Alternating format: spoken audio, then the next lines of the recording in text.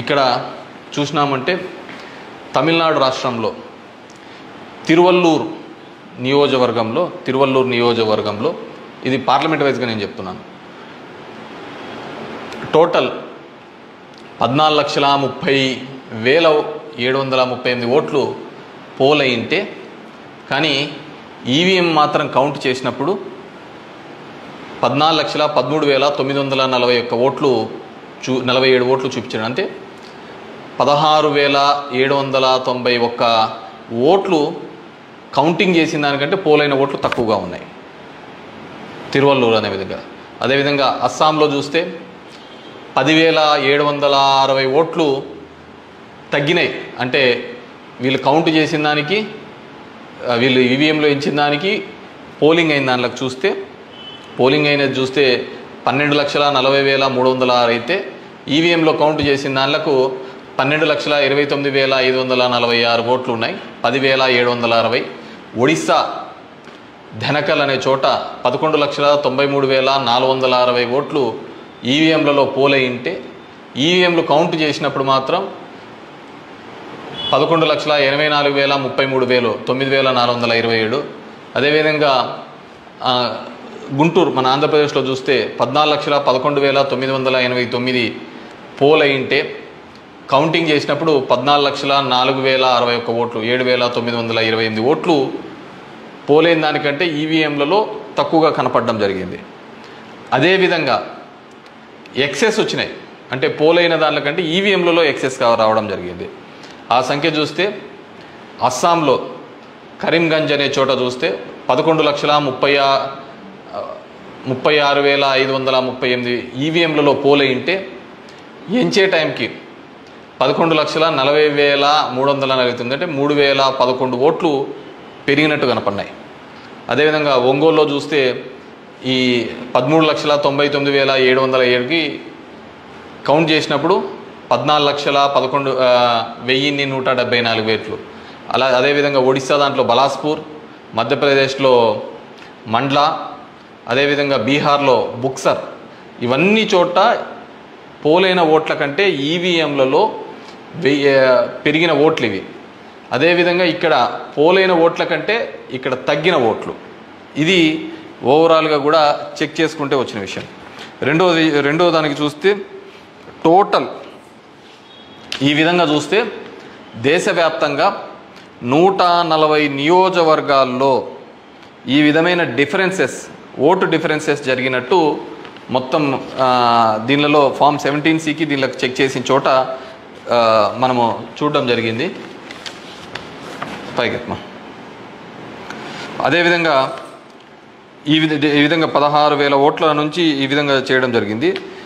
మే 25 EC release చేసిన దాని ప్రకారము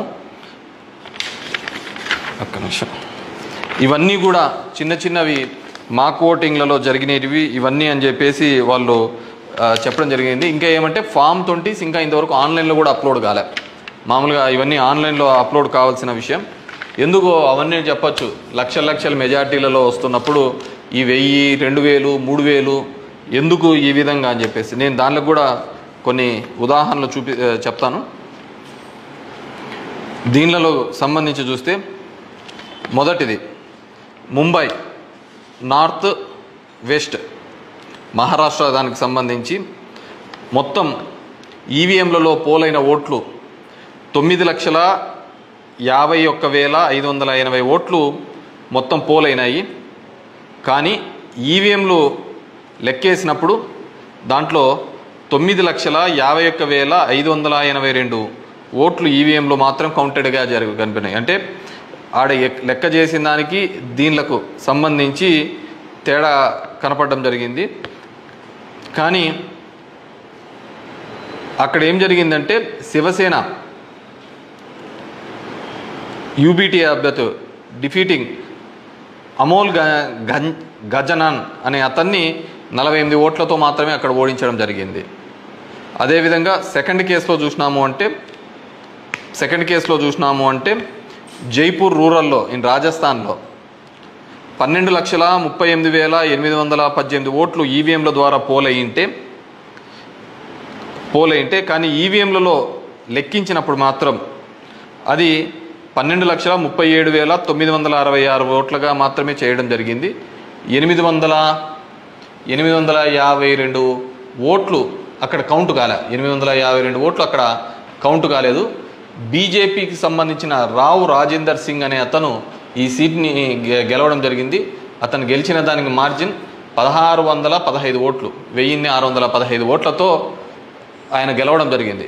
1600, కానీ అక్కడ వచ్చిన తేడా 852. ఇది ఇట్లా మారిపోయినా ఇది ఇట్లా గెలిచిందో అంటే ఆ లోయెస్ట్ మార్జిన్. ఎందుకని థర్డ్ కేసు చూస్తే,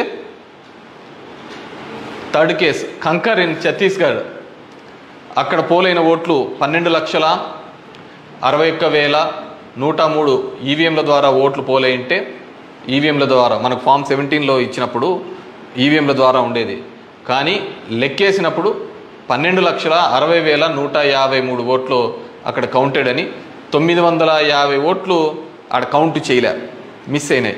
ఎట్లా మిస్ అయినాయో తెలియటంలే, ఎక్కడ కనపడటంలే. దాని ద్వారా బీజేపీకి సంబంధించిన భోరో రాజ్ నాగ్ అనే ఇతను గెలవడం జరిగింది. 1884 ఓట్లతో గెలవడం జరిగింది ఇతను.